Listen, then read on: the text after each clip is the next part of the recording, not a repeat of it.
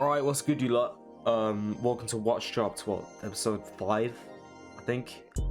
Not literally, like, nothing drops except Mr. Morale and Big Steppers this week. To be honest, I can't blame them, because I think if anyone else really, like, drops, like, you know, a massive project, it probably would have just been blown out completely by Kendrick's album. So, but the only other thing I can really think of is that Young Chris and Lil Yachty song that dropped. That's like the only other thing. This is probably just gonna be of Mr. Morale and the Big Steppers, so yeah.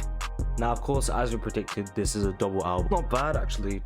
I think, like, because after he released the Heart Part 5, like, I was thinking to myself, if this is what's gonna happen on the album, like, if this is what we're gonna get on this album, then this might be one of Kendrick's best projects. It didn't really come to that, but it was still fucking amazing. But I think the first part was better than the second part, in my opinion. It just had a lot more going for it in general and everything around it. But still, though, there's a lot of immaculate storytelling. I think that's what makes Kendrick stand out a lot. Just his amazing ability to storytell and, you know, keep you wrapped and engaged in this sort of story that he's telling.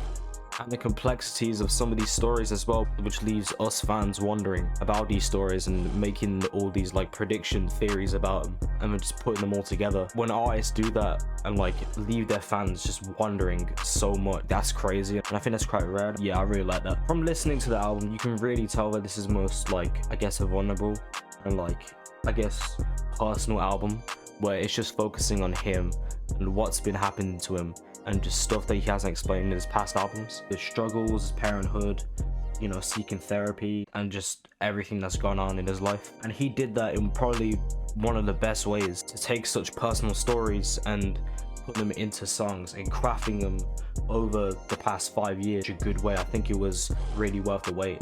You can also tell how opposite these two discs are, with the Big Steppers being a more, like, radio friendly sort of disc, which, you know, you can just hear in general just wherever you go, but with the Mr. Morale part being more specific. You can hear his sort of different flows as well with every song, and how, like, he takes it as well.